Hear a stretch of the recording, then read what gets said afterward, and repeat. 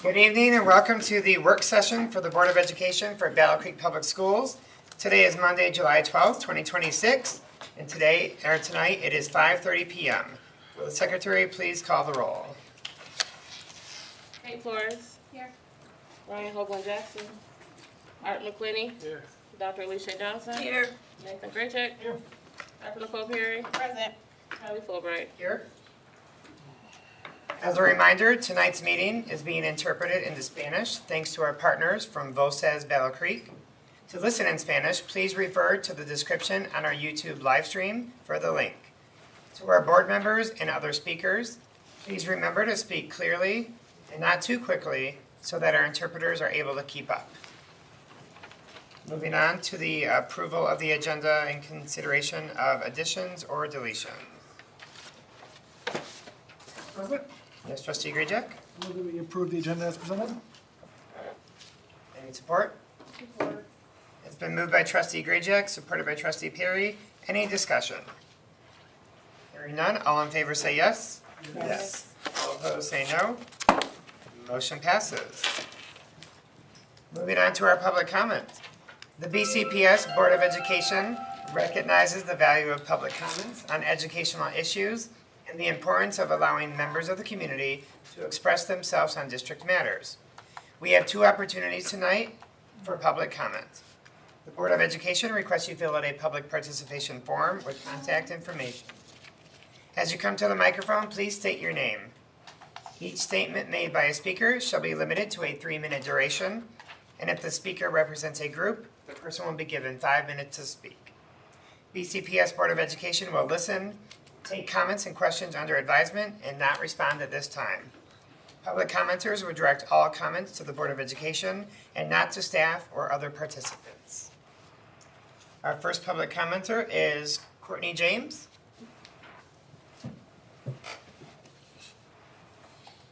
Thank you.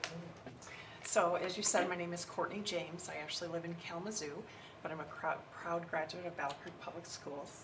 And I want to thank the Board of Education for allowing my family to have a memorial celebration for my mom, Carolyn Ferguson, in the Battle Creek Central High School Commons.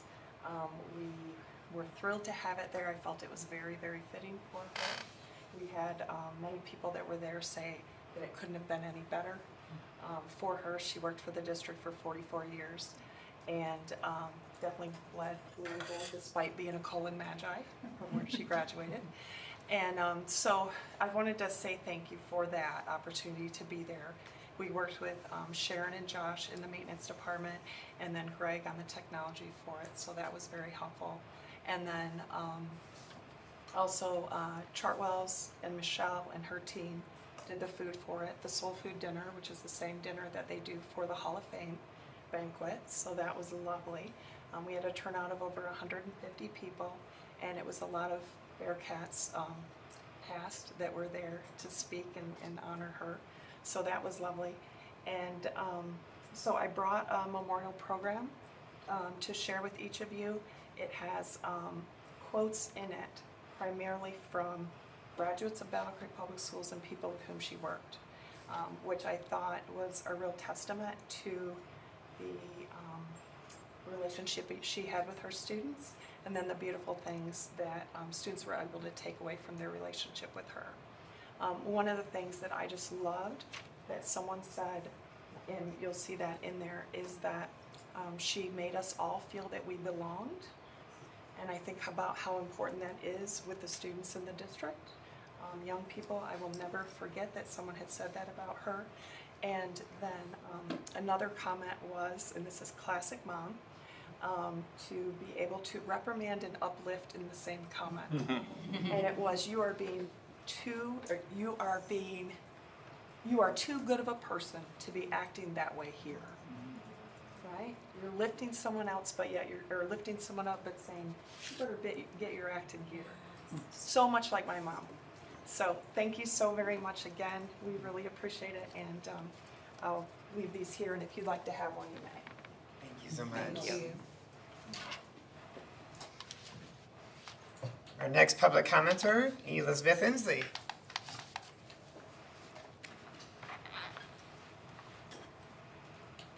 Hi, my name's Elizabeth Inslee, and ditto, the event at the Commons was truly lovely and insightful, and appreciated the celebration for Carolyn's life. Anyway, I'm here as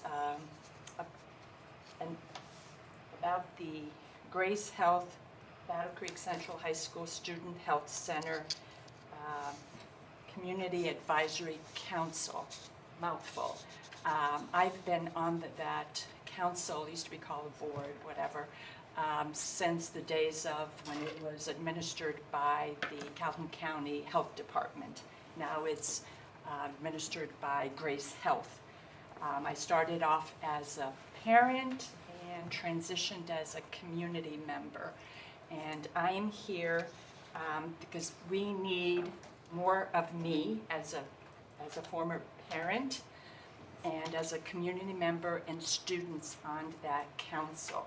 So I'm trying to get the word out. You are out in the community. Maybe there is someone that you can tag, because as I've said at the meetings, is that, you know, no one's going to volunteer like me. You have to be asked, and sometimes it's asking. And so we've been struggling to get participation in it. And, you know, it's be an advocate for youth, provide input to ensure that the Student Health Center program services are accessible and relevant to community needs, shape the vision of the Grace Health Student Health Center, stay informed about resources available in our school district and community, and serve as a champion for the Grace Health Student Health Center. And it, you know, there's still parents that don't know that it exists. Yes, student athlete physicals are through there. You know, most, I shouldn't say, my understanding is many of their visits are not for physical health needs, but more for mental health needs. And I am pleased that the district and Grace Health has the ability to help as many students as possible.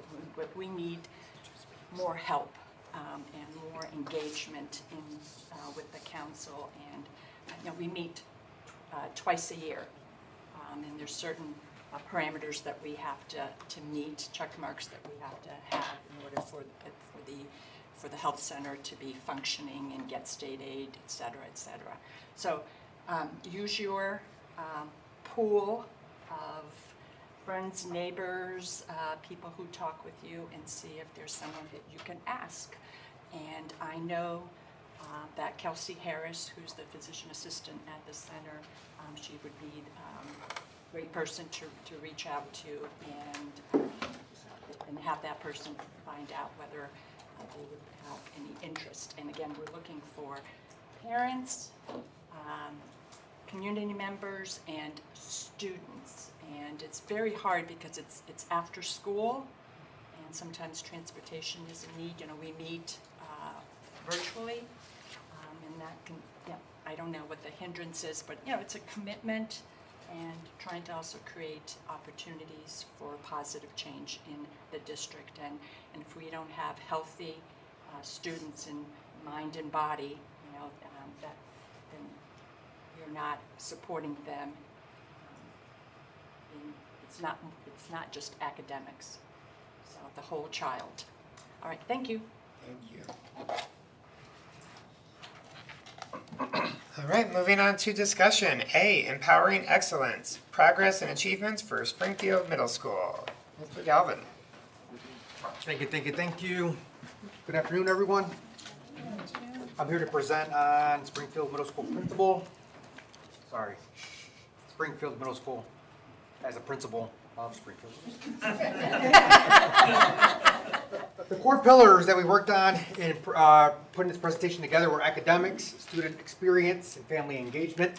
So when I look at the academic slide, we have personalized, data-driven, growth-focused academic culture. For student experience, we have celebratory, engaging, goal-driven student community. And then for family engagement, it's welcoming, relationship-centered family partnerships. So at any particular moment when I go through these slides, if you guys have any questions, by all means, please raise your hand.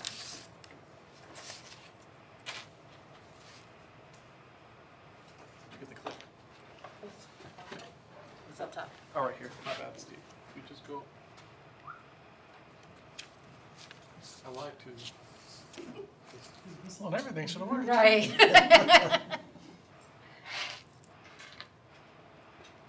Go down. Yep, we're down. You have to do it without the whistle. Yeah, that was the trick. When we look at academics, a lot of it is data-driven through the strategies that are listed on this slide. In addition to that one, during the fall season, we established a scorecard, which is a Google spreadsheet that would allow staff to input their weekly cumulative performance and assessments based on the standard that was being covered, and that way they knew particular where every student stood in that particular standard and what students needed to be retaught, or where particular item analysis where students fallen short. So that's where teaching that adapts to each student, and therefore that's where we engage in looking at classwork and test results as well as goal planning. And significantly with goal planning is we look at ways prior to them taking the MAP in the fall. How did they perform in the spring, and how can they do better as they prepare themselves to take the MAP in the fall? And then prior to taking it in the winter, they did the same thing, MAP goals. Where do they stand in the fall, where their goal is for the winter season, and then obviously when they got those results, they had some reflective feedback to go along with it. A culture that celebrates effort. The biggest thing with that one is encouraging students to learn from their mistakes and allowing the atmosphere to adapt in order for them to be welcomed, supported, and appreciated for their efforts. So it simply could be just a little glimpse of champs, welcoming every student as they walk in through the door, as they walk into our classrooms.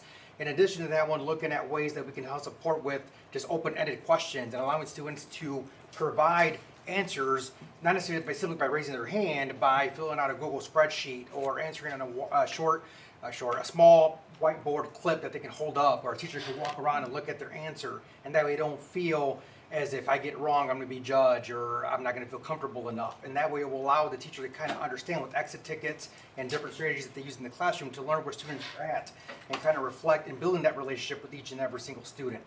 And that's what I kind of pride myself in making my ways in the classrooms and looking at ways the teachers are using what I consider to be the secret sauce in the ways they teach and they promote the learning atmosphere in each and every single class. Now I tell students every single teacher is going to be different. That's good because you're going to learn different ways on how you can learn and adapt what works in one class, how you can use in another.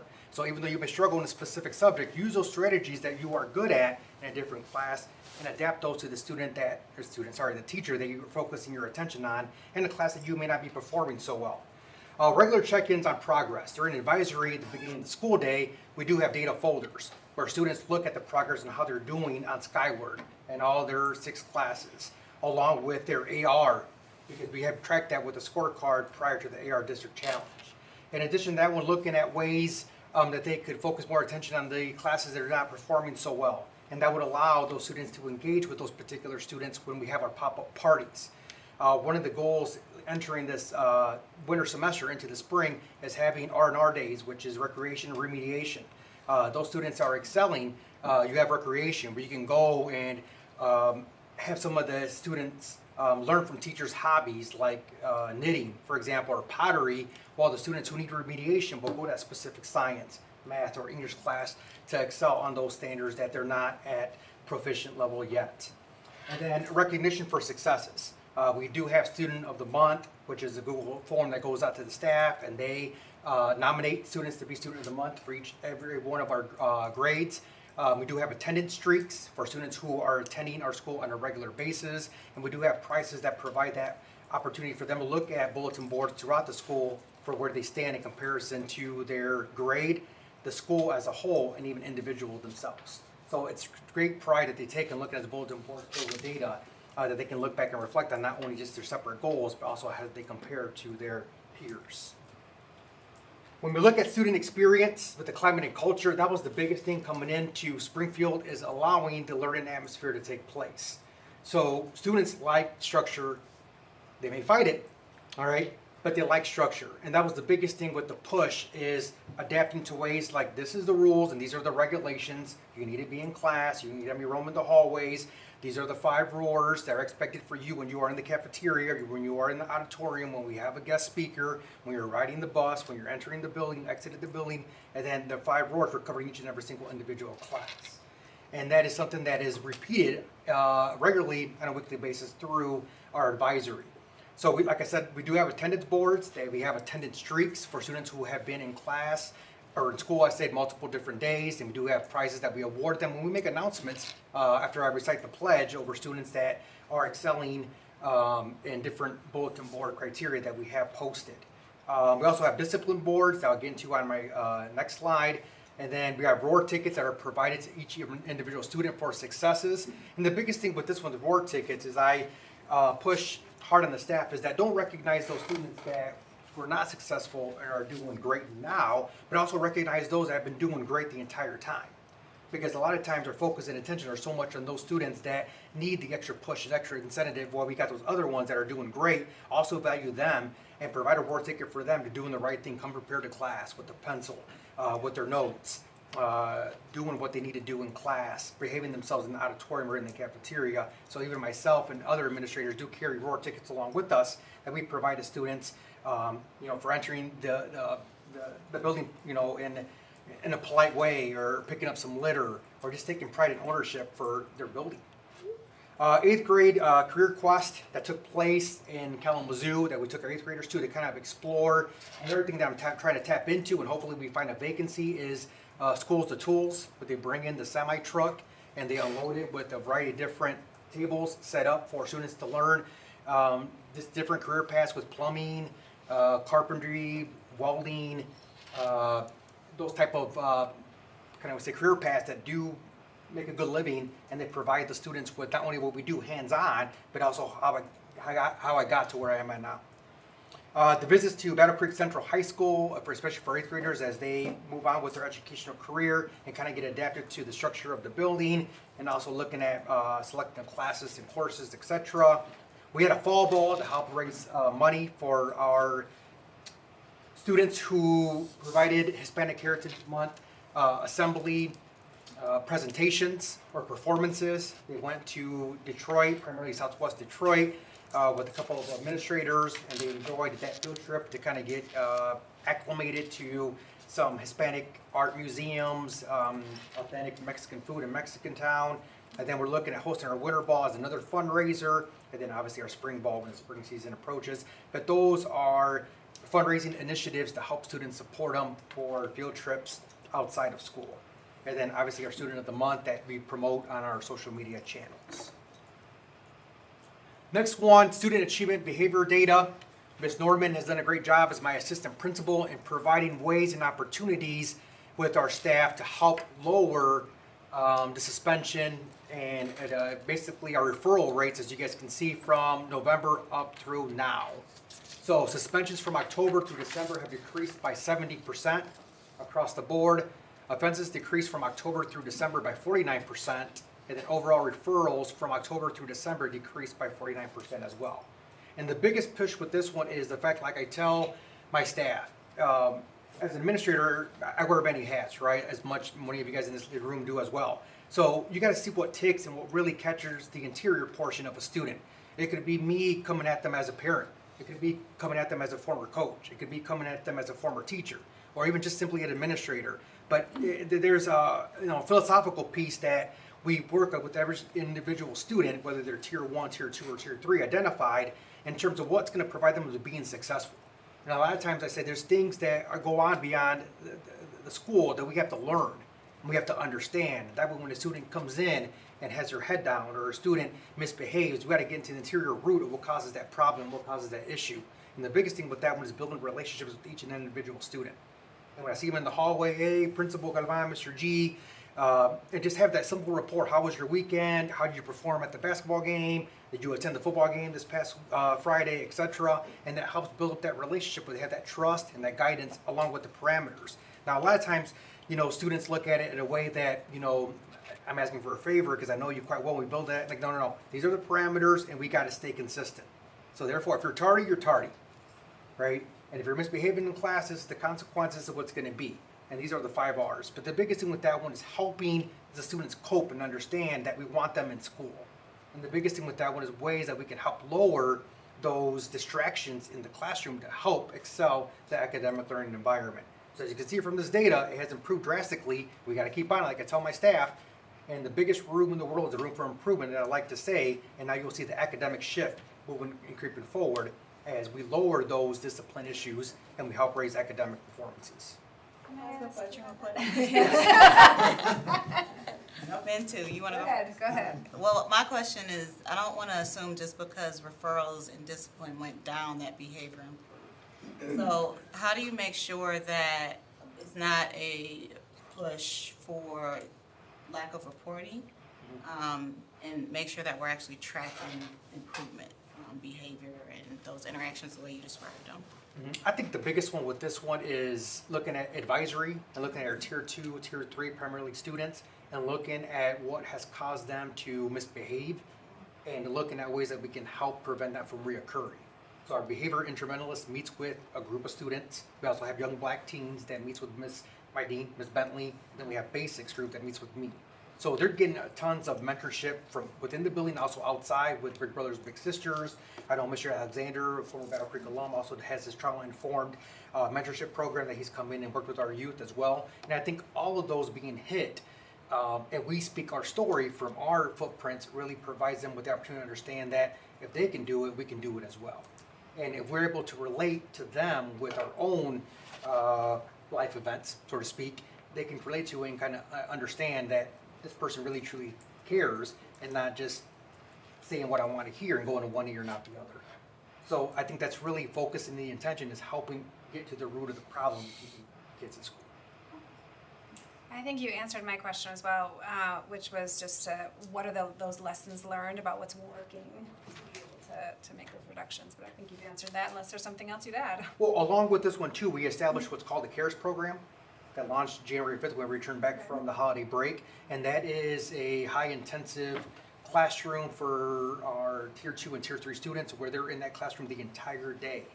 And we have teachers who are teaching on their prep and come in and provide those core subject lessons. And then we have Ms. Dana that provides a CL lesson. And then we have Ms. Norman that provides life skills.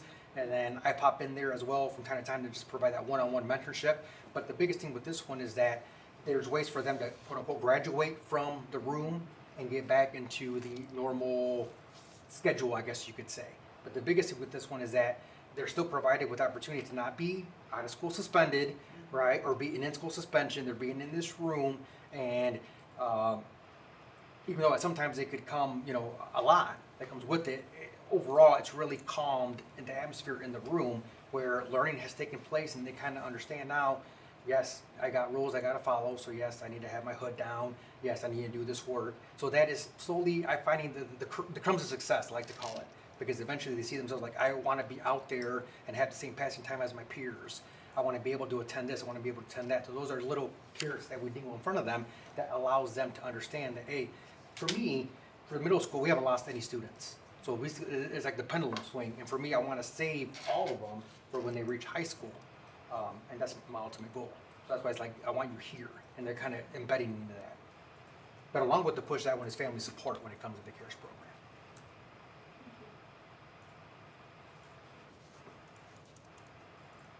All right, student achievement, looking at the STAR data. For this one here in particular, the bottom provides data from September through November, but that reflects the math proficiency rate of 31%. Signaling meaningful progress in student achievement when it comes to STAR. We did not take the STAR test in December because it was such a short month and obviously with the holiday break. But overall, it showed an increase in math proficiency with a 10% gain. I know in one of Dr. Carter's monthly Monday YouTube videos, yeah, there you go. Thank you. She did give props to the Springfield Middle School math department. And they do really, it's a phenomenal job of looking at, the CFAs, looking at their units and Atlas and the curriculum that goes along with it. I know Mr. Dotson is working with our Math 180, which is a tier 3 intervention that does help allow and demonstrate to students the importance of just math simply across the board and helping them excel in the areas that they need the most growth catch up when it comes to math. So our math department does a phenomenal job when it comes to working with our students. Sorry, so is the bottom number percentage of students that are proficient? Yes. Yes, what's in blue? Are you cut out? No, I think, no. No? Okay. But yeah, it is, we are missing December. We'll double check. No, December we didn't take No, it. December. Oh, then never mind, then it's not, then it Yeah, did not okay. get cut off. Okay, The next one is ELA. Just want to make sure I was for the data. Right? Yeah. Oh, thank you. All right, this is for ELA for a star, September through November. Once again, we didn't take the star in December since it was such a short month. But overall, I mean, not as 7% increase in proficiency for ELA. And this one here is a lot to do with not having our students reading at grade level. That's why I like the initiative by the district with the AR reading challenge. I know there's a couple of things that we want to just provide further guidance on that when it comes to AR reading challenge. But nonetheless, as we get more students to read, and that's what I tell my staff at staff meetings or when I do my walkthroughs, is make sure that every single one of your students is doing some form of reading in your class. And looking at math, looking at English, looking at science, there's some reading that they all can do in some way, shape, or form. And social studies, it really is reading with the subject title to it. And therefore, you can look at word walls, you can look at target vocabulary, there's different curriculum opportunities in Atlas that will provide the initiatives to make reading fun and innovative and wanting students to do it just beyond school. Because like I tell students when I see them, I said reading is the fundamental grassroots of everything. For reading menus, billboards, when you take tests for your driver's license and everything else in between, it comes down to reading. This one here in particular, looking at ELA for African American boys, this one here did increase by 16.9%. So that one in particular was a growth across the board when we look at it by month. And that was a great significance there. Now, when you look at for December, that one is, how do I want to call it? It was a STAR test that was taken, but it was adaptive. And what I mean by that one is that our teacher consultant, Ms. Justice, looked at ways that we can take the STAR, and instead of having all students take the entire test, they can look at certain different criterias and adapt the test to fit what would student need for growth in terms of proficiency to get them up to grade level. So that's why you see some scores for African American boys for December in particular, because some of them may have taken it for ELA, primarily in 8th grade, because Mr. Johnson did it as a kind of demo test run to see on how we could present it to our ILT, and then I mentioned district ILT in terms of doing it as a district-wide initiative. But right now, it's still kind of in the process of crawling before we walk, and we're still learning a lot from that data that was adaptive specifically for certain questions and not taking the entire test. Yes. Question. Is it pretty normal, like at the beginning of the school year, where you're seeing a dip, compared to wherever you ended last year, and that this sort of step up is a normal? Yes, there's some learning loss over the summer. So if I could just add to that, Kate, for that has been part of the research that AIR and Dr. Shin with Western has done, is that Battle Creek Public Schools sees a significant summer decline, and then we work our way back out of that every year for the last 15 years. So that's why summer programming is critical to our success, and that's a program that we have to protect at all costs. How long are the tests? You said it was adaptive, so how long is the test normally? I'm assuming adaptive meant it was shorter? Yes, yes. A class period, maybe a little longer for some. So like 50 plus minutes? I don't know how long your period. Correct. Like 50-ish minutes? And for some, about an hour 15, an hour 20. Sorry, I do have a question real quick. So, will the December, this percentage, I feel like it would skew the whole, if you're doing like a average of results, if the December one is the only one that's adaptive, will that be taken out of the metrics when you compare fall to spring or winter or different months? Yes. Like Yes, because right now the adaptive one is still being looked at and through. And I think you also said all the kids didn't take it, right? Only some kids took it? The 8th grade took the adaptive, only 8th grade. But normally the STAR, everyone takes it? Correct. Okay. All ELA, yep. Yes.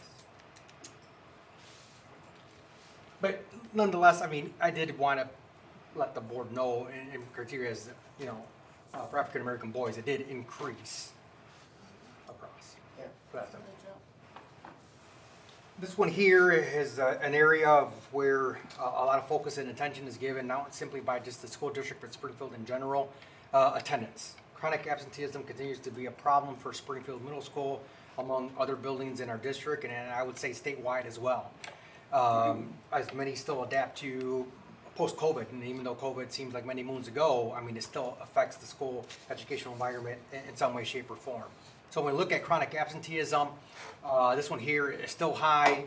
Looking at it, we're not going to meet our goal. But like I tell my staff, do not hinder on the bad. Let's look at what we could do to help change it within our grasp. So we are strengthening routines with one of the things that the high school provided with the high school principal that he gave to the rest of the principals is goal setting. So if we do it for MAP and if we do it for individual classes and we have data folders for that, why not do it for attendance? So he did provide the rest of the principals with like a template that we can customize it to make it fit Springfield, in which students sit down and look at the reasons why they're not attending school on a regular basis and what those goals are for them to improve on it. So some of the biggest strategies is making sure like appointments, doctor, dentist, ortho are done after school hours, looking at ways that just being able to, for us to understand too, if it's a transportation issue or is that something that we can help support and guide students and parents with this concern. But we can learn a lot from this particular goal setting that is going to be done next week for students at Springfield and kind of see ways to look at beyond what we're already doing, and that is letters being mailed home, home visits, at least 5 home visits per week are being conducted by my dean and my attendance monitor. We did hire a family advocate last week. Her first day on the job was today. She is a Battle Creek alum as well. So we're looking at getting her involved heavily with chronic absenteeism and truancy meetings with the Calhoun ISD. But going on beyond that, you know, what can we really focus on and what can we do to help students get here? And I think the biggest one is making them feel as they contribute to Springfield Middle School, middle school. So that could be clubs, that could be plays, that could be opportunities for them to really showcase their talents beyond just the academic work. Can you remind me of our definition of chronically absent? Missing 10% or more of school days. So that shifts the number, out of 180, it's 18 or more. But So our numbers are in the low 60s that are chronically absent. 60%, I mean, are chronically Yes, absent. that is correct, across the district. And when we look at the attendance streaks in the bulletin board, once a student has reached a certain number of days, 3 or more, the attendance streak starts over for them. And that's what we want to highlight and we want to continue. Now we do have a handful of students, 17 to 25, I want to say, that have perfect attendance thus far. And those are also highlighted as well. That way they continue to hold that prestige honor of being perfect attendance for this year thus far. That have 331 kids, we just have a long way to go. And there's more family engagement I want to do with the family advocate, with our parent organization, in terms of finding out, really having a sit-down conversation and a discussion. The importance of attending school, because this relates to a life lesson in the workload, in the workplace, right? If you don't attend school, you're going to miss a lot of work, and the outcome is not going to be so positive for you. So just to clarify this data, so like for the monthly, or each of those dots though, what's the time period? That's not by month then? It's not like 10% per month? No, that was, that's a percentage. I'm sorry, I want to make sure I understand the question. I'm trying to understand the graph. What does every dot mean? That's from Schoolitics, but That's each week. It's by week? Yes. So, okay, so 10%, so it's not like in that week per time period that you're saying that they've missed 10% of the week?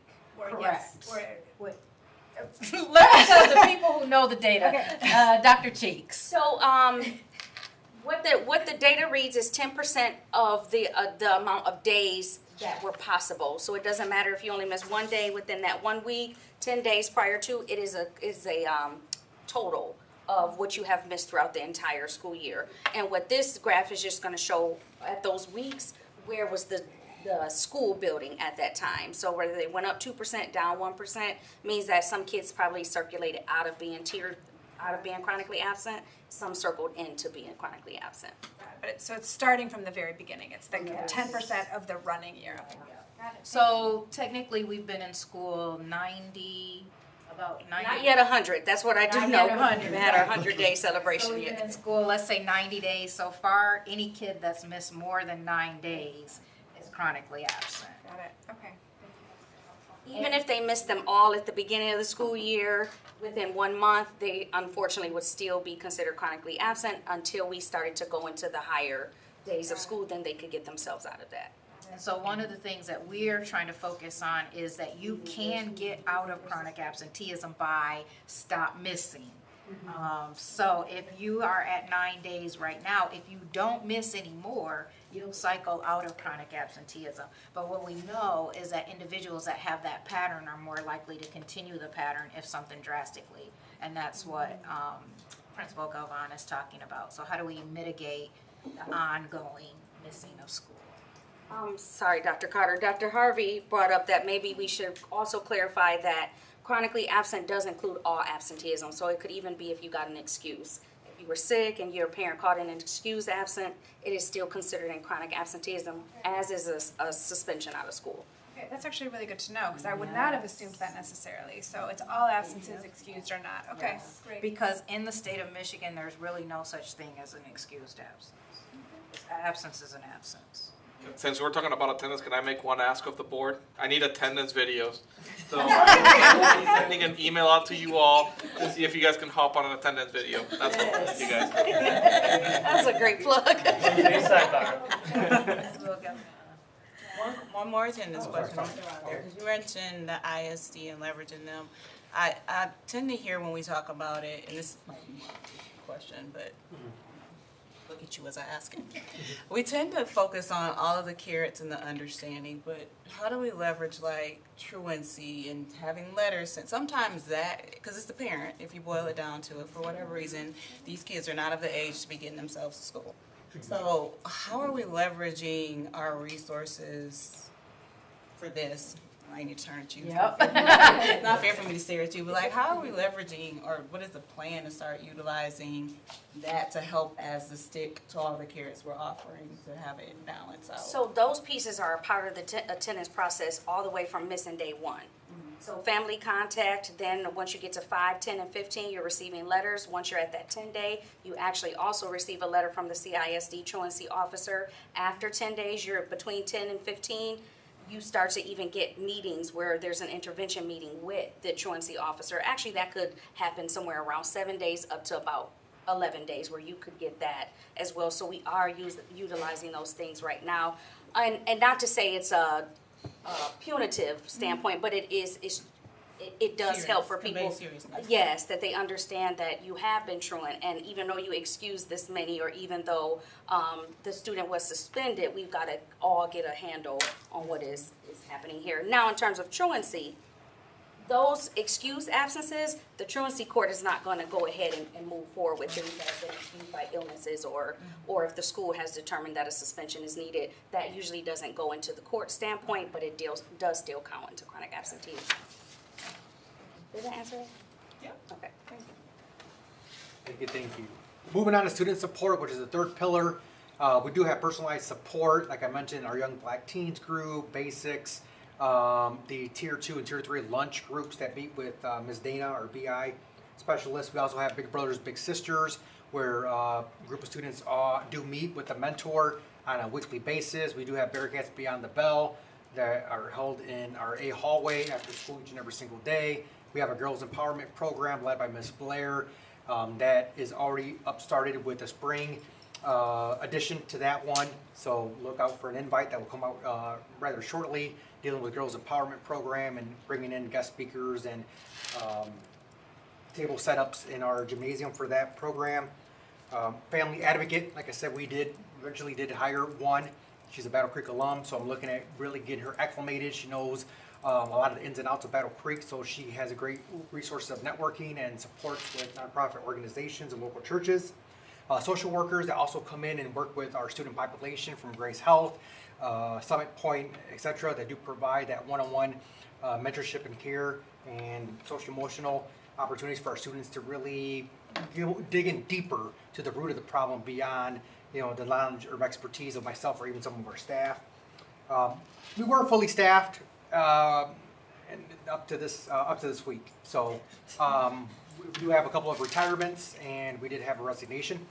The common quarters, there is one in each and every single classroom for students to go ahead and partake in a individual break. So those are, as one you can see there, is decorated. There are certain criteria for each and every single one of them, and then each individual staff member provides their own flavor to them. So engagement with family, we did establish the PTO organization. We're looking at ways for a family advocate to host actual meetings within our auditorium or cafeteria to kind of talk about chronic absenteeism, academic improvement or achievement, and bring ways that we can unite the community and the students at large at Springfield, because it does take a village to raise a child, and therefore if we're all on the same page and open lines of communication, it can really help excel the student learning process and just overall improvement within the building. Girls Empowerment Showcase, as I mentioned before, we did have donuts with dads in the fall with our PTO organization. Donuts did come in and have a donut and some cider or some milk and coffee. We had some just conversations and looked at ways that they can help support us. And throughout this entire year, we've had some come in and just have candid conversations. And I'm learning more about the Battle Creek community. They're more learning about myself and kind of what I bring to Springfield as a new vision, looking long-term with phases being rolled out. Thanksgiving family dinners, the image you guys can see there, that's beyond the bell. Held a Thanksgiving family dinner prior to going on Thanksgiving break, where families and guardians were welcomed in and other area local leaders to sit down and just converse and have communicate with the students and learn about Springfield Middle School principal, what they like, what they wish could change, or just different ways to help bring everyone together. Some initiatives that we have coming forward is the 2nd annual health fair, 4th annual cultural fair, the father-daughter dance, mother-son dance, and then the holiday family gift deliveries that happened prior to holiday break, and also we got one coming up in the spring. Points of pride, IB, as we continue to move to being IB recognized. This data provides where we at as far as being on track, working with Mr. Strock and working with Ms. Justice. We have 15 out of 29 categories completed and implemented within Springfield Middle School. Ms. Justice does meet with our core subject, and they are given a date in advance, and they all meet during the school day, and we find subs for our math department that meets with her and works in IB units. Then the next month is science, the next month is English, and so on. And then those are meetings that take place in her class room, and we look at ways of looking at IB units with curriculum and look at what's being established with the characteristics of being an IB learner, and those are implemented in the Atlas. And as we meet with our consultant, we look at hopefully being authorized maybe by the end of this year at the rate that we are going. So as I get further dipping my toes into IB recognition and seeing what my responsibilities are, we're looking at holding up that flag of pride as Springfield Middle School being recognized as a fully authorized IB school. Is Spanish the secondary language for Springfield as well, or? Yes.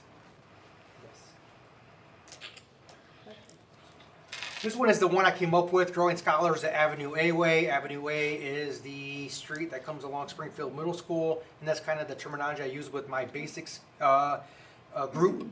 And just, it's catchy, as you can see it, but the biggest thing with me, like I tell students, we're going to do it the Avenue A Way. And what's that? Well, that's the address. So therefore, just kind of the focus and attention on that one, and just looking at ways that we can help, bring together the community and the students and everyone involved. So looking at key takeaways, for the first one, Springfield Middle School develops the whole child while balancing strong academics with meaningful support systems. I'm a big pusher for academics. Will not be successful until we really get to the grassroots of what brings the child and what motivates them and what road barriers are they facing. And once you build up that rapport and that relationship with the students, the academics will come.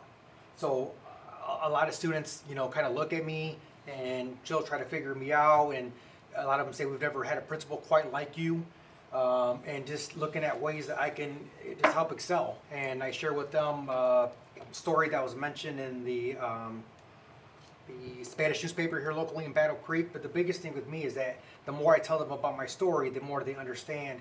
And like I said before, if he can do it, I can do it too. And that's the biggest thing, is that all of us in this room have life events and hardships that we've gone through, and when we vocalize it, more students can relate to it and adapt to it, and therefore you build that because they understand when they speak from a place that you know it, and you didn't read it, but you experience it yourself. Second takeaway is experience with positive, engaging school culture through events and community building opportunities. I'm a big pusher with celebrating our students in our hallways, from Hispanic Heritage Month to Black History Month coming up in February, to Native American History Month, to all cultures, all diversities, all religions. Like I tell students, I said, this is really a truly identifier when you enter the workplace or go on to technical school or the military, workforce, or even college, because you're going to meet people from different religions, speaking different languages, and we are truly a melting pot here at Springfield Middle Schools to what's adapting to what's out there in our society.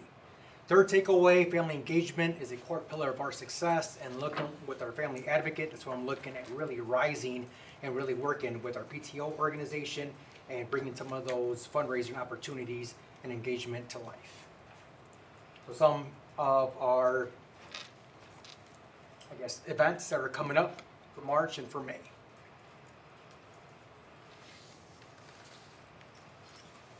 Well, thank you all for this opportunity. Yes, sis. I waited to the end. So, one, I really appreciate what you were saying at the end about relationships. And one of the things that I've been reflecting on, especially related to chronic absenteeism, is I think we may be trying traditional approaches, and we may need something a little more non-traditional, and what you were talking about refers to more like intrinsic motivation. So students wanting to come because they have a relationship with the principal, or you're not like other principals I've had before.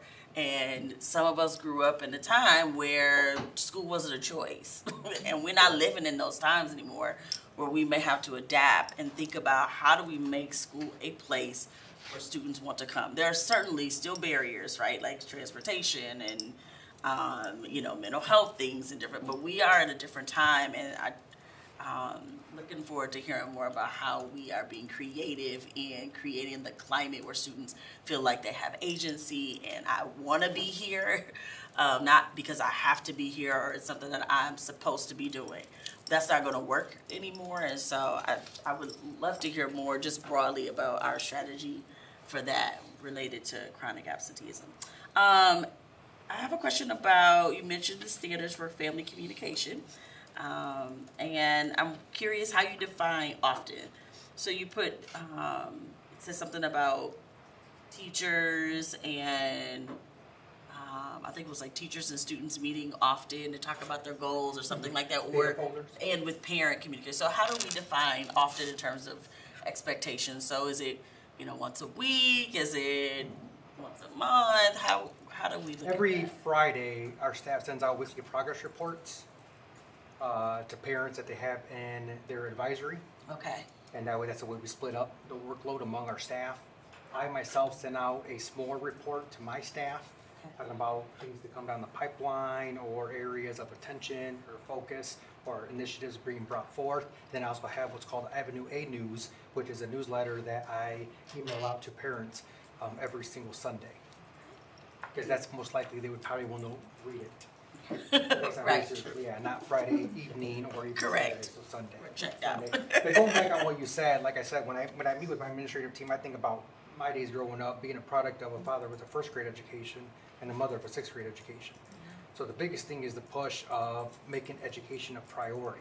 So like I said, being able to communicate with many of our families in Spanish is a big barrier that gets broken down, and inviting them to come in, because a lot of parents don't feel comfortable walking through because their experience as students was not so successful or not so bright.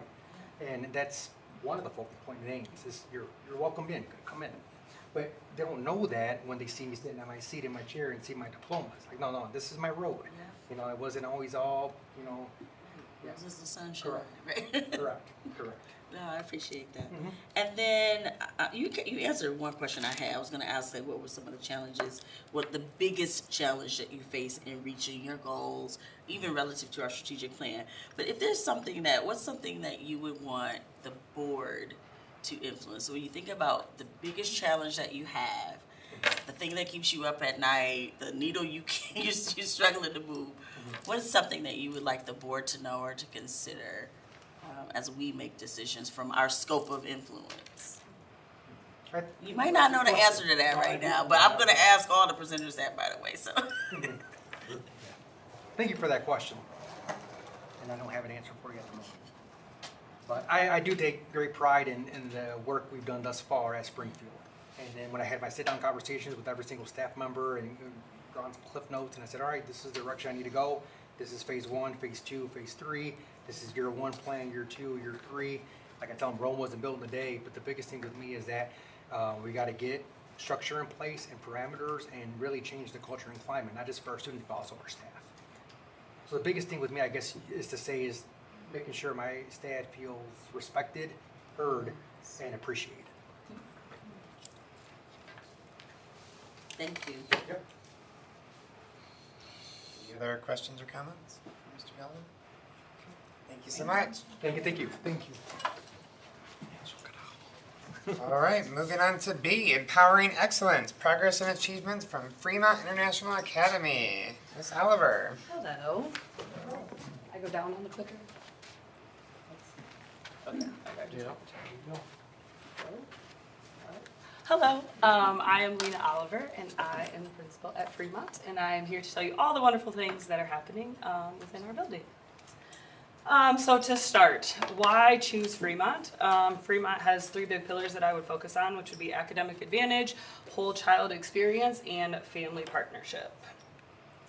So IB, as hopefully all of you know, that I'm also going to touch on later, we are the first accredited PYP IB school in Calhoun County. So that alone is a huge advantage. But kind of to talk about IB, it is a framework, and we focus on deep understanding instead of just surface level understanding. Students, they know they're going to be expected to answer questions about what they're learning. They will be asked why, and we will work with them to develop answers for that. But students understand they don't just kind of give us a basic level answer and be like, okay, and kind of keep moving on with that. IB focuses on academics, but also personal development. So how Principal Galvan talked about the learner profile attributes, we have a competency to say this is what it looks like, be an inquirer in kindergarten all the way through 5th grade. So we teach students how to ask questions or communicate or do any of those pieces that support academics, but also that help them as just a person that needs to be successful in the real world.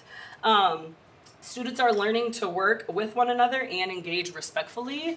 A lot of the learning that we do in the classroom is transferred outside of the classroom, and so it's important to explicitly teach those skills, which we do through the IB framework, because as we know as adults, it's not just learned, and you need that in your everyday life.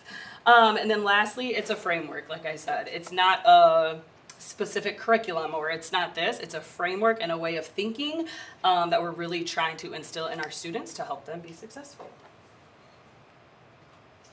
So what IB looks like at Fremont, it's real world learning.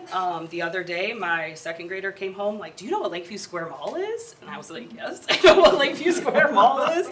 But it was so relevant to where... it was kind of cool though, because on Monday, they were doing compare and contrast of how Lakeview Mall looked back then, and then Monday it was how it looked now, but then the next day she was like, did you know there's no more movie theater in there? And so it was so relevant, right? Like it was updated within a day of how there was no, there you go, you learned something new, about how there's no more movie theater in Lakeview Square Mall and why that may have happened. And so it's relevant, it's updated, and we're ever changing it with the things that are happening within the community. It's purposeful. Students know they're going to read, they're going to write, and they're going to reflect. And again, back to explain their thinking. It's not just, okay, this is what it was. It's, okay, why was it like that? Can you explain that deeper for me? It has taken some time to get there because students aren't used to having to explain, but that's a big piece of it. And then lastly, back to the deeper thinking habits. They are expected to revise their work. There's a big reflection piece as a part of IB, so then we can make sure we're taking those next steps forward. And back to the learner profile attributes, okay, how can we better ourselves for the next time? Back to with the academic advantage. So students are showing growth, and you'll see that in the data that comes later, but students are showing growth. 100% of students are showing growth in either behavior or academics. And so if we have some behavior concerns, they're growing that way. Or if we have some academic interventions that need to be put in place, they're also growing that way. Last year, we switched to a state standard test for Spanish. So if you weren't aware, students in 5th grade can take a Spanish proficiency exam to earn high school 1 Spanish credit. So last year, over half of our students earned a high school 1 Spanish credit, which is super, super awesome. And then in every classroom, again, it's a framework, and students have to explain their thinking, ask the strong questions, and then make connections between cross-curricular. So climate and culture for our building. This is where some of the data pieces come in. So this is from an Upbeat survey that I gave, well, I guess I didn't necessarily give it, but that our staff took at the beginning of the year. This was 80% of staff, filled this out, which was 13 completions. What I realized after is that, like, some of our noon hours were on there, and some of the other people were on there that I wasn't necessarily aware of, and so I wasn't able to get them to take it. But I got the list, and so it'll be 100% next time. But this goes into how the climate and culture at Fremont has, I would say, completely transformed over the last kind of couple years. So I will just show these pieces real quick. So this is about instructional leadership. The principal at my school clearly communicates the vision. We use data to monitor progress, and the principal is an effective instructional leader. And the last one is teacher voice and leadership.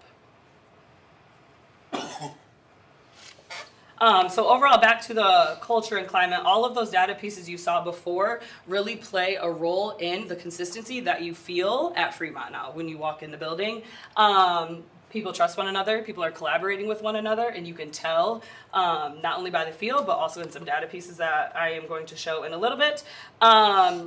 Teachers help each other also, which wasn't necessarily the case previously. It was kind of people working in silos, and now we've really been able to create a community where people are going to one another. And we're not done, we're not at our end goal, but you can definitely feel and see that teachers are going to each other now.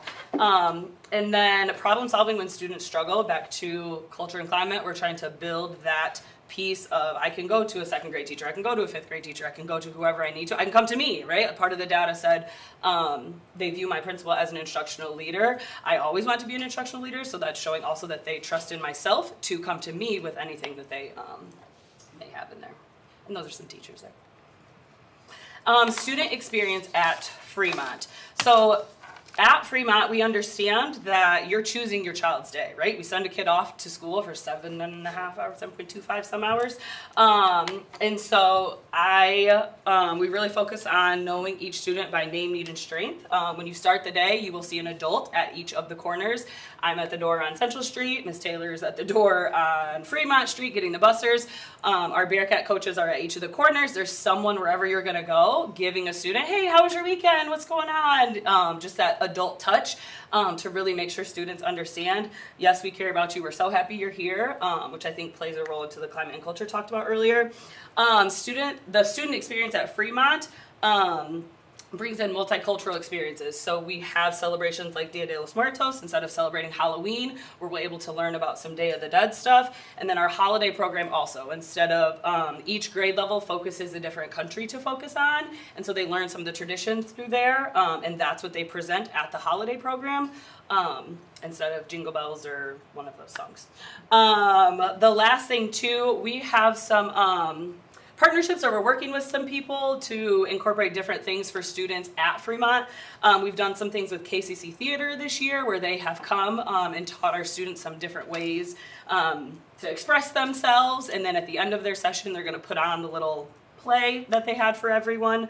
We have Operation Fit, we have Let Them Run, which is like, this is Girls on the Run. We have Girls on the Run and Let Them Run, which is the boys' version of Girls on the Run, and then we also have Quiz Bowl.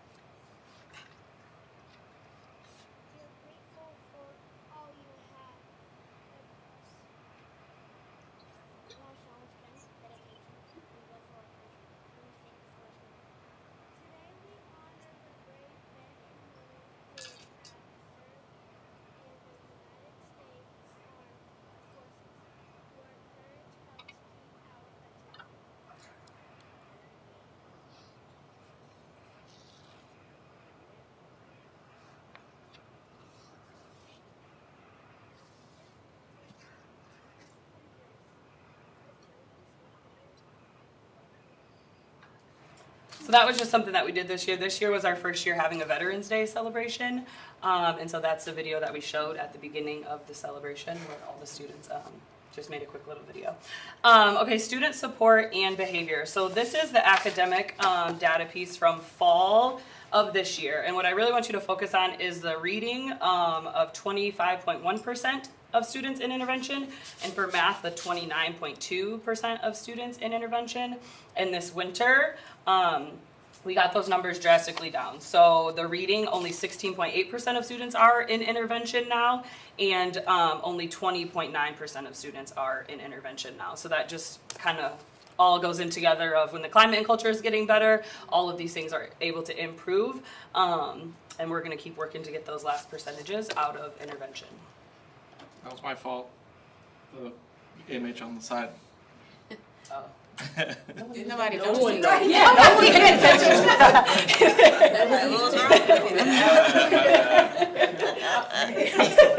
It's an opportunity.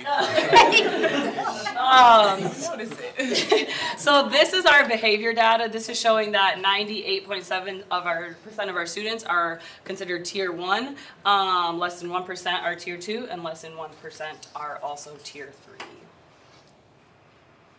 So I think that plays a huge role in back to going students by name, need, and strength. So, and it's not to say our building is perfect, because there's obviously a lot of things to work on, but we support students when we see they're in that urgent intervention, whether it's academics or behavior.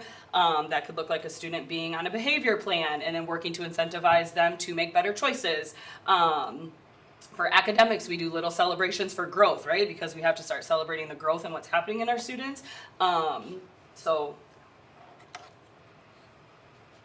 Attendance. So attendance is a huge priority at Fremont, because if we can't get your kids to school, then we can't teach them.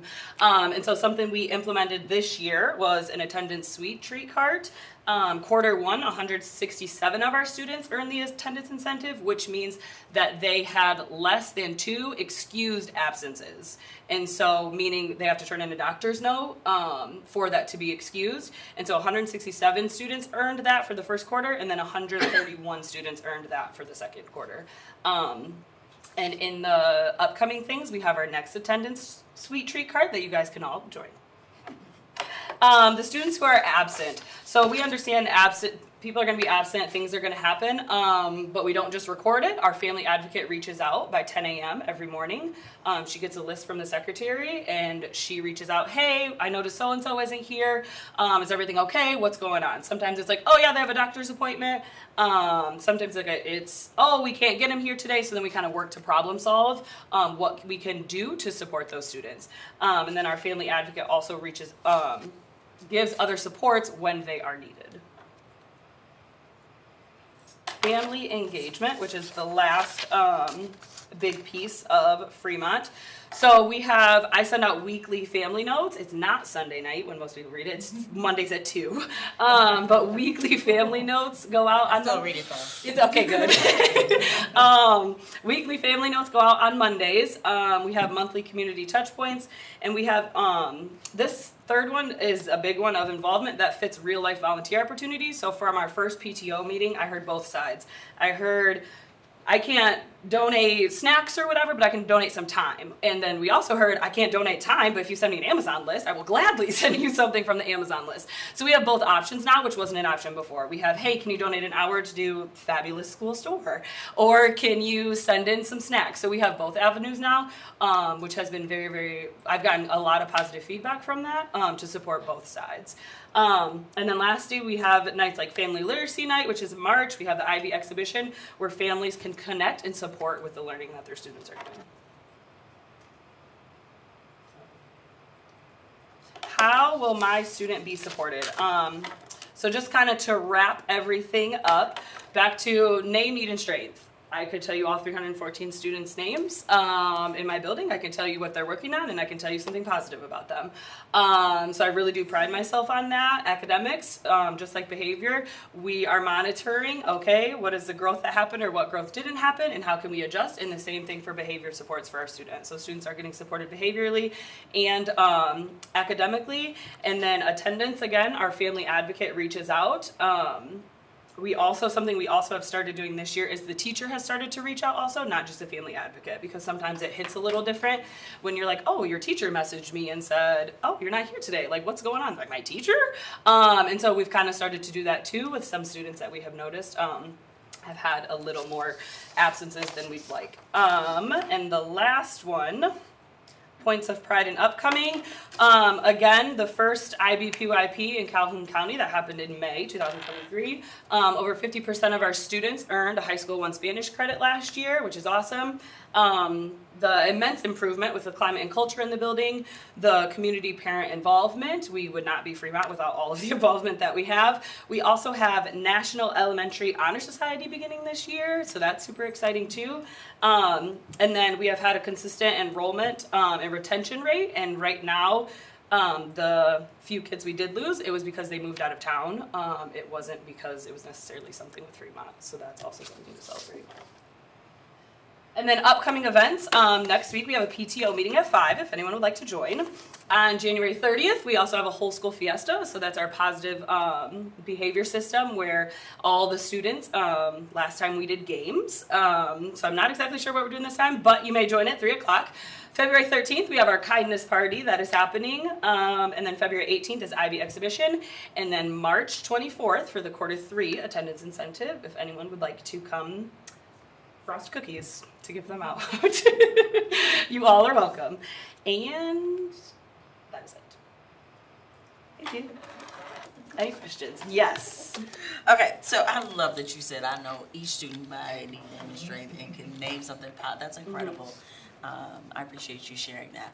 I'm curious about, so the weekly family note that you mentioned, sounds like that's like a note that goes out to all families, Yes. which is great. And I'm curious about expectations or like standards that we have for those, that personal communication. So like you mentioned, I know each student, do teachers have like a standard or a practice where they reach out to families on an individualized, beyond conferences to say, hey, you know, if it's once a month, like just to give an update to families? Yeah, so a new expectation we set this year was that once a month, at least there needs to be an academic piece going home to families of some academic piece, and then also like what are we working on, right? Like what's happening in classrooms. Majority of the teachers do a weekly or bi-weekly newsletter to inform families of stuff like that, but we did just make it a blanket expectation that at least once a month, a data piece is going home for your student and some sort of, hey, this is what we're working on in reading and this is what we're working on in math.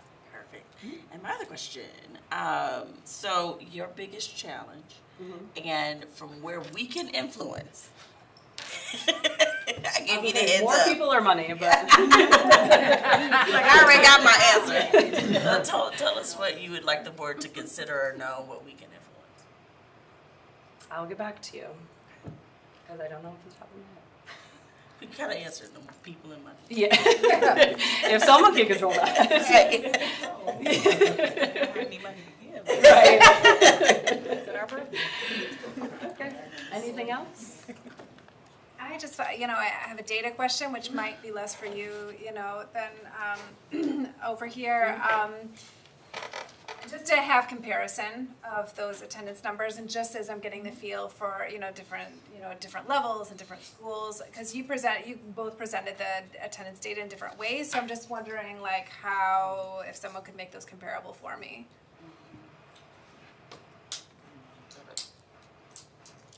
So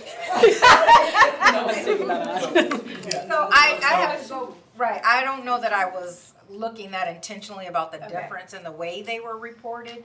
Did you catch that? Yeah, so in Principal Gavon's presentation, he showed the line graph, which is percentage of students who are chronically absent, missing 10% or more. In Nina's presentation, you had Tier 1, Tier 2, and Tier 3. So Tier 3 would be students who miss 10% or more. Okay, so Tier that's 2, where the definition for me is. Tier 1 and Tier 2 is All right. not chronically absent. Tier 2 is getting close, though. Can you go back to that slide? Yes, please? does Because say- that was- Well, and that kind of speaks to some uniformity in the way in which we're presenting here, because they have, as principals, they have access to the data in different ways. So, yeah. And she, if I'm not mistaken, you you are putting in place numbers, not percentages. Yes. Okay. A pretty small percent across the FSA at Fremont, it looks like, Yes. compared to the district, so that's great. So you're more like at 12%. I'm pulling up. I could pull a You different. wanna get there first? Let's see who gets there first. Can you do the math yourself? They are at 14%. Okay. All right. Okay. Thank you. And Springfield was 6. Which I is, mean, obviously, just from a bigger picture to be Or 57%. You know. Let's give them the 3. 57%. But we are seeing that at middle school, of course, that's the time at which they shift to you're more responsible for your attendance, and it is to Dr. Johnson's point, do you want to be at school? Make you want to come to school. Elementary, it's all about parents getting you to school. It shifts, and we're very aware of that. Any other questions? Thank you so much. thank you. Okay, moving on to C, Empowering Excellence, Progress and Achievements, Dudley Early Learning Center, Ms. Grajek. I know we started off with a good afternoon. I'll give you a good evening.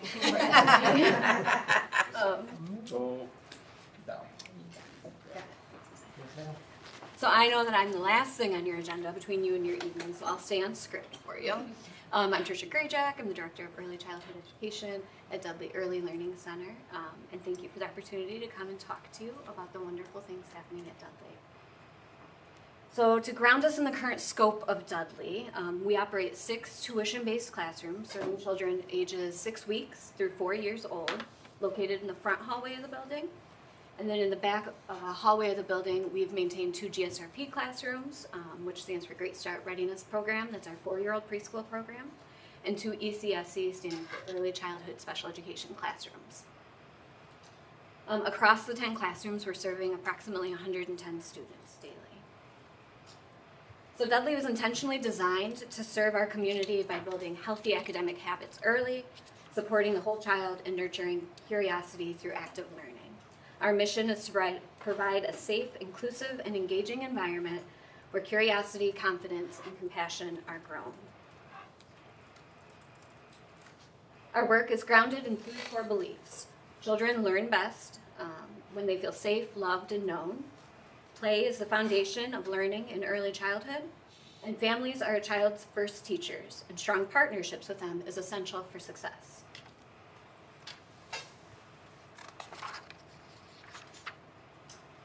At Dudley, safety begins with relationships, so we greet each child warmly and respond consistently to their cues to build trust and emotional security. Predictable routines and clear expectations help children feel confident, regulated, and ready to learn. I have to say how impressed I am with our 1-year-olds who are attentively watching Miss Amanda carve that pumpkin and dig in. We use positive guidance and emotional language to support children in expressing feelings, resolving conflict, and building self-regulation skills.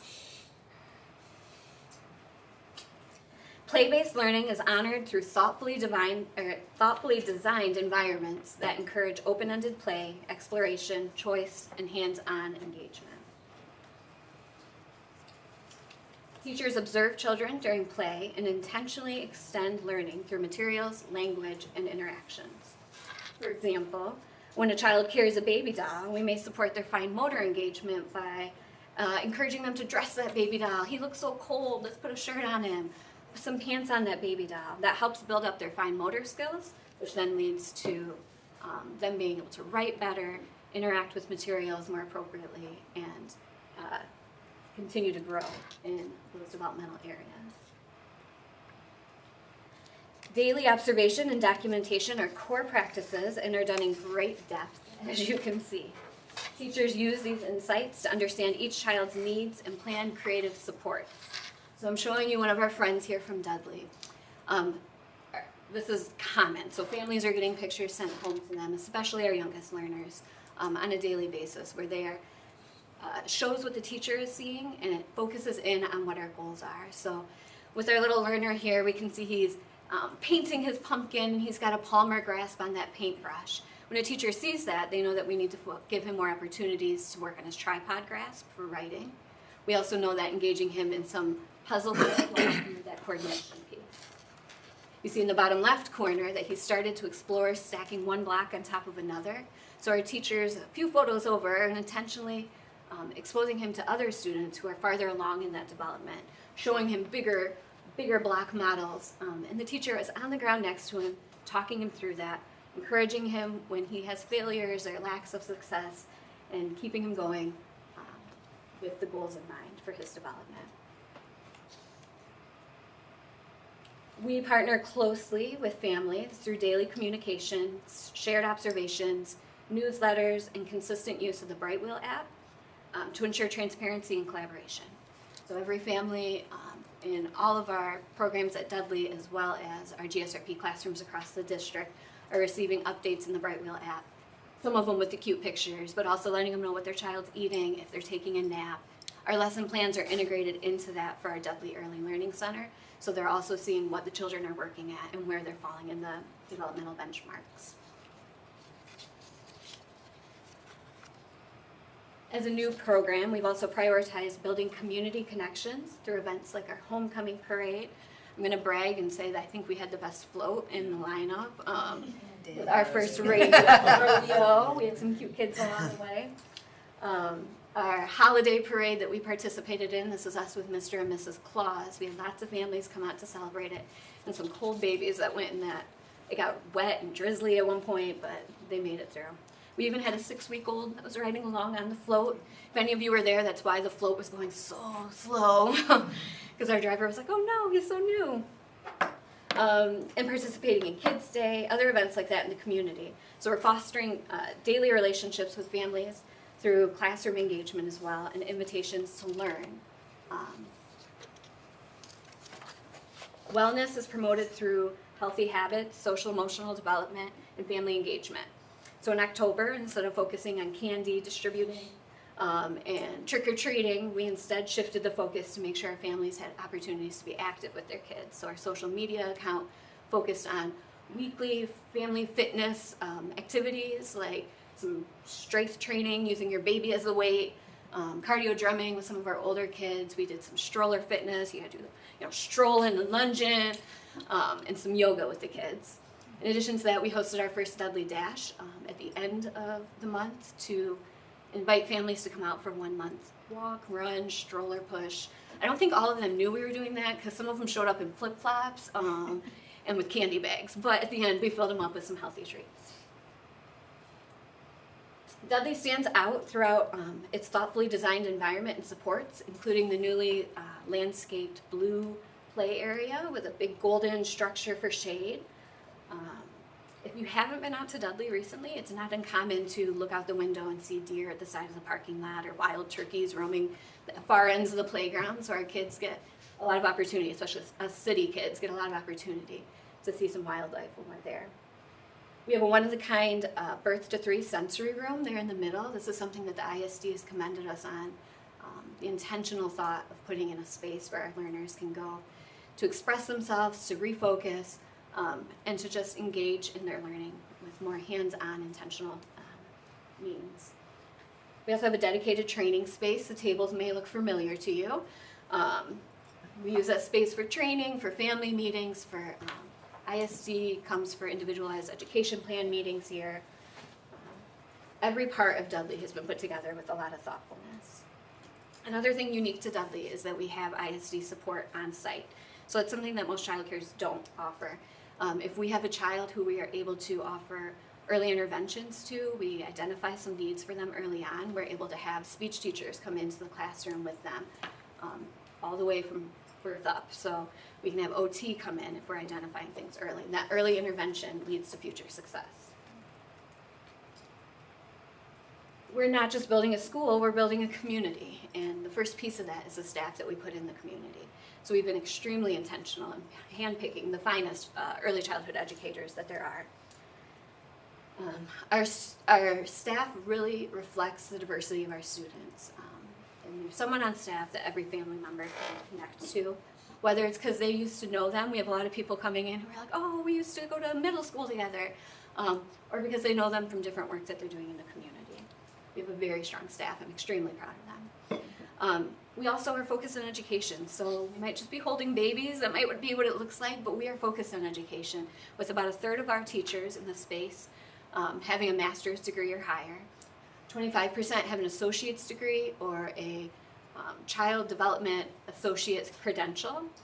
And then the remaining 1/3 of our staff is currently working. So we partnered early on in the beginning of October with Community Action to support our teachers who don't have credentials to get credentialed. And this was optional for all the staff, but every single staff member chose to engage in that program and are working towards their CDAs.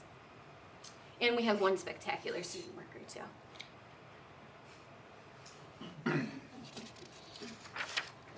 Our students represent a rich variety of cultures, languages, talents, and strengths. Over 80% of our families receive tuition assistance of some sort, reinforcing that Dudley is successfully serving families who need the support and allowing them to focus on stability and their child's growth rather than financial strain. It's also giving us reassurance that tuition will be paid in full despite any external family stressors. So while some people might look at that as a problem or a concern that we have so many families who are on tuition assistance, we really see it as a great opportunity. We don't have to worry if these families have to choose between a light bill and tuition. They can have both. We're also improving learning habits. So we support our families in building strong school habits early. One example is the early intervention of student tardiness. So students were arriving late into the day after small group learning, circle time, major lessons were complete when we first opened. So in response, our team did calculated teaching to families about the importance of routines and structure for young learners. It went into newsletters, it went into family dialogues on a one-on-one basis. It was just something that we invested in as a staff. We informed families that when students arrive late, they're missing important learning opportunities. Through that parent education, the conversation and partnerships, and clear expectations, we were able to make a shift since implementing a 10 a.m. arrival cutoff. So we work with families. We understand that different families have different needs, but we are working with them to understand the importance of prioritizing being on time for learning. And it's benefiting both the students and the classroom learning. Can I ask you a question on that one? I just want to make sure, again, I'm understanding the chart. Is this showing the percentage that are tardy or that are not tardy? So this is the percentage of students who are arriving by 9 a.m. first in November, and then by 10 o'clock. So we'd see an incremental increase of students who came between 9 and 10. But over 25% of students who are coming in after that 10 o'clock mark, when a large portion of the morning learning had already occurred. So through this shift, we just implemented on the 1st of December. Who've been working with our families up to the point. So we've only been a couple weeks back, although we were here through Christmas break, but a couple weeks in, and we're already seeing the increase of having about 82%, I think it is, of our students who are arriving by 9 o'clock, and then nearly 100% by 10 o'clock. What are the center hours again? So we open at 5:30 in the morning, and we're there until 6:30. Oh, okay. I'm sorry, I got that backwards. We open at 6:30. Don't drop them off early. I don't have any. That's all about 6:30. And close at 5:30. 6:30 to 5:30. 6:30 to 5:30. Thank you. Enrollment at Dudley began modestly, largely due to the rapid transition of the building from a pre-K second grade space to a renovated space for infant care and up. Our opening timeline was dependent on several factors, licensing, inspections, and whatnot, which limited early advertising. Once operational, though, we responded with intentional community engagement through events such as Diapers to Diplomas, the Hispanic Heritage Celebration, and elementary Meet the Teacher Nights. As enrollments continue to grow, we've remained flexible by design, so shifting classroom space based on where the community need is and where our students are coming in. We're adapting our staffing models to remain responsive and sustainable. As a new program, we require ongoing reflection and adjustment as we deepen our understanding of family needs and how best to support the larger Bearcat community. So an example of that responsiveness is the Fremont before and after care line on the very bottom there. Early on in the school year, in September I think, the YMCA was still working to get their director hired and get the program launched, and so there are a lot of families who are impacted by that, not having any sort of before and after care. We worked with Ms. Taylor in the office to identify Bearcat staff, as well as Bearcat siblings to students we had at Dudley, and offered them an option of before and after care at Dudley. So we have them come in, get dropped off in the morning with their siblings. We have a teacher who works with them there in the morning, some morning affirmations, some goal setting, getting them ready for a successful day, and then we get them on the bus and send them to Fremont. So this was something that both benefited the Fremont community, the larger Bearcat community, and also helped with some of the Dudley overhead as we were getting started. Ms. Grayjack, can you please tell us what the... I know, that's It's weird line to ride sometimes. Trisha, my wife, can you please tell me what the capacities are for your classrooms and where those are in relation to? Yeah, absolutely. So we have a little bit of wiggle room in our capacities.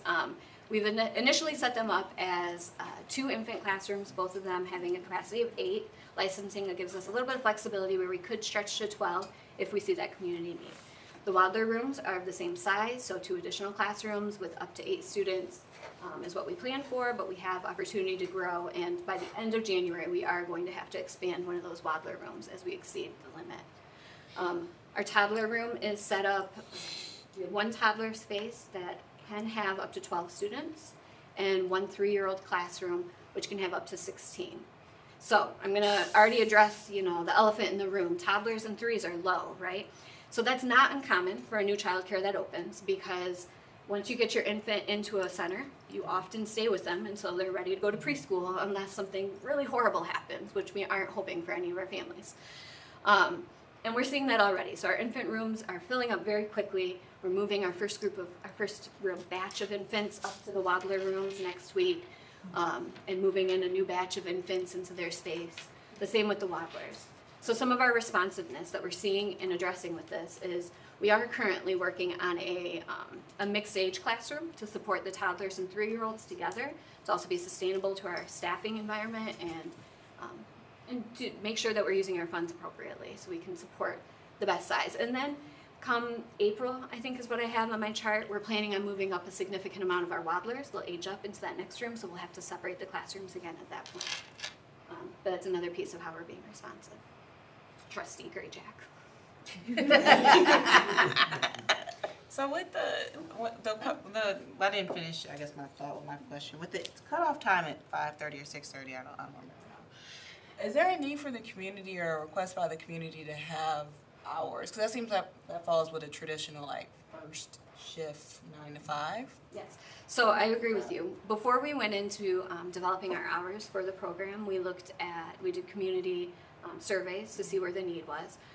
Even just to fine tooth between, should we close at 5, 5:30, 6, 6:30. In response to COVID, since COVID has occurred, a lot of families have already made different arrangements for that evening care or have flexible schedules at work. And so we saw that in the surveys that we were getting from families. I did not touch anything. But I'll keep going. Does that answer your question, though? Yeah, I was curious because I know we have a heavy manufacturing presence in Battle Creek, so I didn't know if that was a need for second shift, third shift came through. So yeah, there are significant licensing requirements that come with later evenings into childcare, and so it's not something that we are opposed to completely by any means, but I think it's something that we'll have to grow into. Got it. Thank you. Kind of related to enrollment, but more about district enrollment broadly. So, our goal is hopefully that the children that go through the daycare center eventually choose Battle Creek Public Schools, right? And so we're just starting, so it's a good opportunity to develop some tracking systems for that. So I'm hoping that that's something we will eventually do. And for the ones who choose not to, it also gives us an opportunity to study that population of folks who, and I say that because I was talking to someone who, it's a family that goes to Dudley now, and they were talking about when they get to kindergarten that they're gonna choose a different district. So that made me curious, right? Like, what is the perception and what's the difference? So I like Dudley, right, learning environment, and what changes when I get to the elementary level. So just something for us to really think about. How are we educating families about what we offer at Battle Creek and understanding why they may or may not choose Battle Creek Public Schools? Absolutely. I think an important piece of that is developing relationships with their families so they feel comfortable talking to us openly about what their reasons are. Because they know I'm a Bearcat, so that automatically puts up a wall, right? And they might not want to tell me what they think is less appealing about our district. I know that we've also intentionally created some conversations between Principal Shorter and I about how our GSRP students are going to be going over to tour the space at Northwestern. We're very lucky to be so close. We have a linear trail that connects us, less than a half-mile walk, so that we can get our kids over there to see all the wonderful things that are happening and invite some parents along too so they can see the fabulous things happening in our district. And I'm very open to looking for other opportunities where we can connect with other elementary schools. We already have a bus that runs from Dudley to Fremont, so what would that look like to have some of our students go visit Fremont? We'll talk more later, but there's lots of opportunities for us to really get the kids in the seats of these schools, get them excited about it, get them playing in the playgrounds, because that's what they'll go home and talk about, and bring parents along on that journey. I'm sorry, board. I don't know what happened. I plugged my computer, and my computer decided to go on an update as well. So if anyone has a spare laptop, You will have it on our. We'll just listen. Okay, so I did add a couple slides, I apologize. I totally was updating that up till this afternoon. But moving along, and this is a new slide, of course, is our experience curriculum. So I showed you a brief, I will update you with you might have access to the most updated, actually. So anyways, our experience curriculum is used in our Birth to 3 program. So it gives teachers a real clear understanding of what the developmental milestones and markers are, what the benchmarks are for children of this age, so that their lessons run alongside that. It creates an opportunity for families to see in real time where their child's at developmentally. And so this is the Birth to 3-year-old program that's using that. And it creates like a living profile that guides the instruction and gives data that's constantly being updated about where the students are developmentally. Another important part of our early childhood community is our GSRP preschool classrooms. So we currently have 2 classes at Valley View, 1 at Lamora, 1 at Post Franklin, and 2 at Dudley. And each of these classrooms hosts up to 20 students. So they're another important part of early childhood. These rooms use a high scope curriculum, which I've had some of your kids go through programs, so I know some of you are familiar with, where we use anecdotal notes to document evolving development in various areas. We had some impressive data to show with you about where our kids are at as a baseline across the district. So you'll notice, if you're looking at those charts, that the majority of our students are doing exceptionally well in literacy and mathematics. They are right on benchmark where they should be, single digits across the district in our GSRP rooms, with students who are below benchmark in that currently. We can attribute some of that to the incorporation of Heggerty, which is a really intentional literacy-focused, phonics-focused curriculum that we've added to GSRP over the last 2 years. But something else I wanted to draw your attention to in the charts that you're hopefully looking at is that our biggest area where we have growth, where we have students who are under benchmarks expectations, is in social emotional growth. And so that is so important to lift up, because it's not just our job to drive academics, math, and literacy, as you would, what a lot of people are looking for. Without that social emotional piece plugged in, it's going to continue to impact their academic success in the future. So we have a lot of focus on social emotional in our classrooms. Looking at Dudley, it's essentially the same demographics on a smaller scale when you compare us to the general GSRP data. The next slide talked about our early childhood special education classrooms. So these classrooms can often be overlooked because they don't have the same data points that we are able to easily measure. With every student on their own individualized education plan, with their own individual goals for what they're working on and learning, it looks different than a traditional classroom.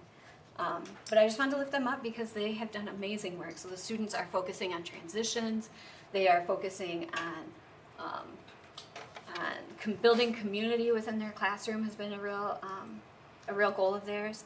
And then they have all sorts of support staff who are coming in to support those individualized lessons. Our OT, our social worker, our speech linguist, language pathologist, our occupational therapy. Oh, thank you. So they've been making major growth. And we had really cute pictures of them to show you guys. So hopefully we'll get back in. And we're just really extremely proud of them. They've become a part of our community, and we engage them in whatever activities we're doing throughout the building. And we have one kiddo who is getting ready to age out of our program, but is going into a general ed classroom because he's been able to make some successful growth in his target areas. If they have some questions, now's the time. Yeah, if you've got questions.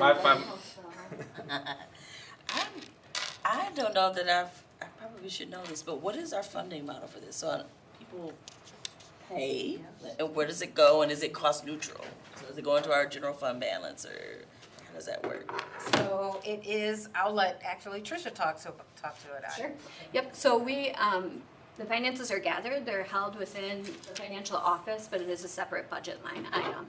And so, I'm letting Dr. J over here get his feet wet before we jump in to start looking at where we're at.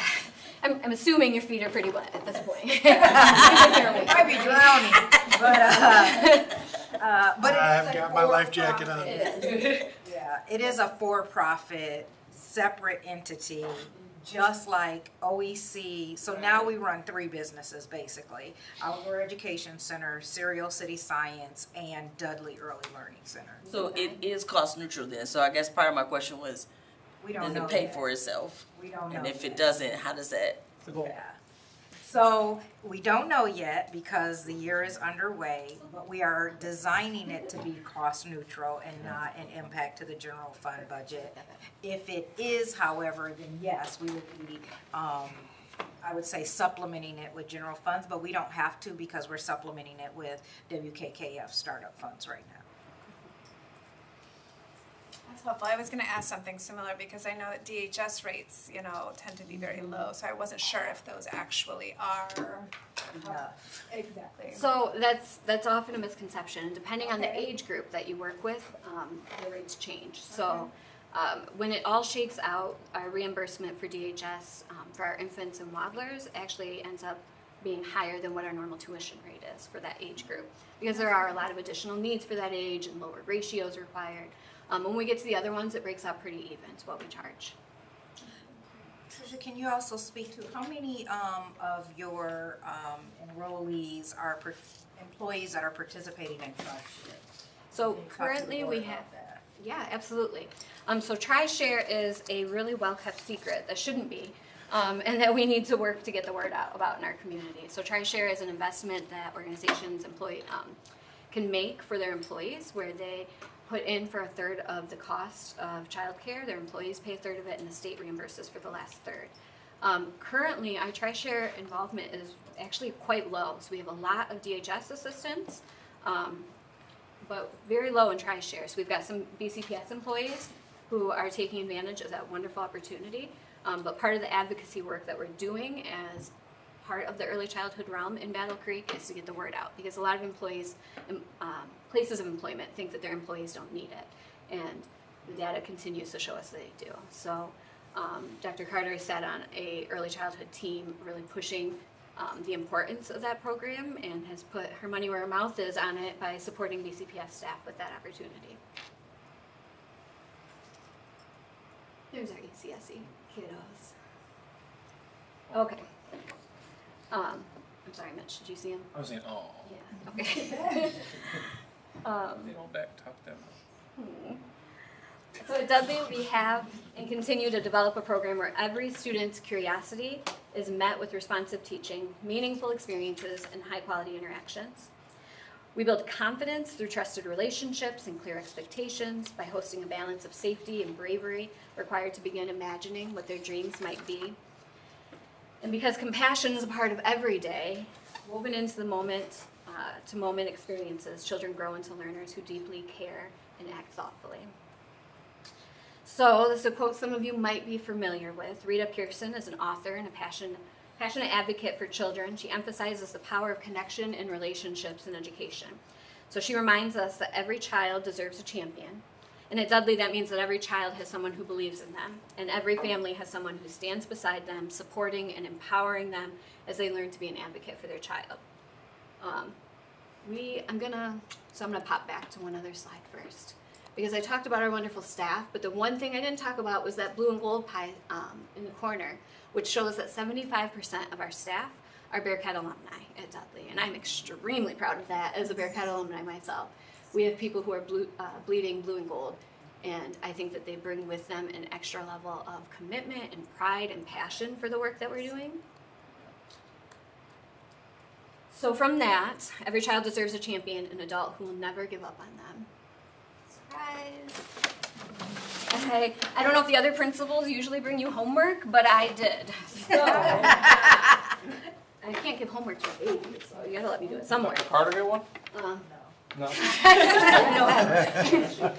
fair. So I already told you that our staff is 75% Bearcats, and Rita said that every child needs a champion, an adult who never gives up on them.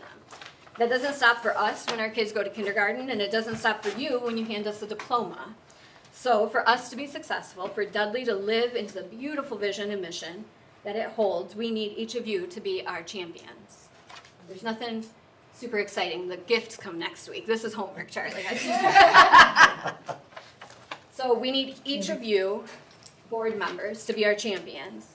For us to be successful, we need each person on cabinet to be our champions. Everyone in the audience who has started to drift away as the evening goes on, and everybody watching online, we need you to be our champions. Because Battle Creek Schools has made an investment in our future and in our community and in our Bearcats, and we need each of you to be our champion. So each of you board members, I was imagining it being more like Oprah, maybe hiding it under the desk. But each of you has received a Dudley swag bag, and inside you'll find flyers and keychains and magnets. And I'm asking and tasking you with the job of being our champion. I mean, look at those faces. How can you not? When you see a pregnant woman in the grocery store, give her a flyer and be our champion. When you're sitting next to a dad juggling a couple kids in the pew next to you on Sunday, give them a magnet, maybe give them a hand too, and be our champion. When you're at community events, talk about us on Facebook, share our posts. You've got some free time, come rock the babies. I swear they're cute, and the staff will change the diapers. You don't have to worry about that. Dudley will be successful. We have an amazing staff of dedicated, talented teachers, and I'm too stubborn for it not to be successful. But we still need you. So talk about us, share our story, and help us reach families who need us. If you're looking for ways to be a champion, you can like our Facebook page and share out some of our tips. So this month we're focusing on Dudley Did You Know parenting tips, talking about different ways families can engage with their students to build some key basic pillars for their child. February, I know Nathan will have to be there for the Cupid Shuffle, so come out and join us for our family dance. We'll have Dr. Carter leading the Cupid Shuffle, right? We just ask you to be our champion at Dudley. Get the word out because we have great programming, amazing staff, and we're doing wonderful things. Great things are happening. Thank you. So I already answered your question, right, about what you need from me. I need you to be my champion. Get the word out because that's really the biggest barrier right now is that families don't know what we are. When we have families come in and tour the space, they sign paperwork, they're in a minute. We just need to get them in the building. Thank you for that. How many more do you have capacity for? How many teachers? So again, that toddler and 3-year-old age group is a tricky one because they've already been established places. If we can get more of them, we'll take all of them we can get. But in our infant room and our waddler rooms, we have to be at 8, which is what our normal plan was. We're already pretty much there, but we can expand to 12 if we need to. And we have additional spaces that we're ready to expand into. So wherever the community has need, we'll respond. Questions? Tricia, can you go back to that second slide that displays the hours? Yes, ma'am. Operation of the... Yes, you just need to verify that you can't come any earlier. No, I just at least to see the I see why now. I'm the best ambassador right there. Feels like true. That's it, that's all.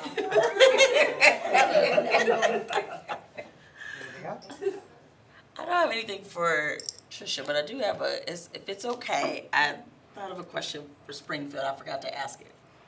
Oh man, maybe you guys know. He mentioned something about a HARES program. Cares. Okay. Is that something that only happens at Springfield? Yeah, so this was their, Amazing. They designed it.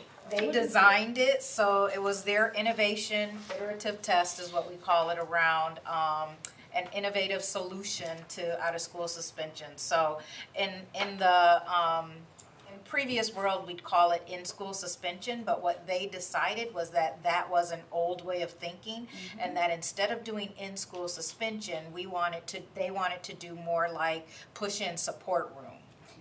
So in school, what the difference is that in school suspension was one teacher that actually just had kids with a bunch of worksheets. Right. What they designed, which is, yes, we want to replicate, learn from their test. What they designed is that core area teachers push in and teach, so they still get math, they still get ELA, they still get, and so different staff members are pushing in for a comprehensive approach to those students. But he also mentioned that it also removes them from the general population, and they have to earn their way back into, I want to call it Gen Pop, but. I am curious one. I would love a report on this later because I can see this being effective. I'm curious how you got even the teachers to adjust, right? Like to do a different model and how effective this is for the students. Yeah, so we're all going to stay curious about their test, but we're excited about the space that the leaders are leaning into. Instead of saying it's not possible, they're thinking about what is possible. No, we don't want to let kids do whatever, but we also know that we can't just keep sending them home, which is what they really want. In spaces, so they've created this, and we're listening and learning to understand what might be possible in other spaces. Just to add, the way that they got the teachers involved was they listened to the teacher complaints and then they asked for their solutions. And then when the solution was presented, Mrs. Nordman, the assistant principal, went around and specifically talked to those individual teachers about, hey, you said you wanted to offer something up. We have this coming. Yeah, I love it. Want to do it? Yes, thank you. Okay, moving on to public comment. Do we have any public comment? Thank you. Superintendent comments? I do want to go back and say CARES actually stands for something, and we'll have to, because it is an acronym that we created, which I think would be interesting. So while he looks for that, I just wanted to say thank you again for all of the work that the board is doing. This is Board Appreciation Month. You don't have to be here, but you choose to be here, and we so appreciate that. And we know that we have a formal celebration of your work and your acknowledgement, but this is the month, and so thank you to each and every one of you for showing up and showing out for kids and for being a champion. We appreciate that. We also launched our district-wide reading challenge. It officially kicked off right before break, and we are continuing to explore partnerships across the entire community about how we are all asking kids on a regular basis, what are you reading? And I would love for that to become the culture that all adults, when they see a student, are asking them, what are you reading? We want to get more students' eyes on text and off of those devices to practice reading. And then as a reminder, Friday, January 16th and Monday, January 19th, there is no school. That is our midwinter break, and we hope that everyone enjoys that extended weekend. CARES. It is career and restorative education. Space. Yeah, space. Thank you. Thank you. Moving on to board member comments. Dr. Johnson? So on Facebook, I saw Dr. Henry and Jose, where there were pictures of them going door to door, And I love boots on the ground work. So I just wanted to say, where's Jose, where'd he go? I just want to say that I really appreciated that, and thank you for, and I don't know exactly what if the purpose was more about like marketing or if it was like targeted for certain, you know, students and families, but I just want to say more of that, please. Yeah, so if I want to, I'll expand a little bit. So we target Hispanic families. And, you know, as a Hispanic speaker, and honestly, I hadn't had a chance through my year here of fully connecting with that side of the community, right? Like I'm at events, but I rarely see a lot of my people, if you want to call it, right? And so it was really nice to be able to go out, speak some Spanish, and so thank you. And thank you, Dr. Henry.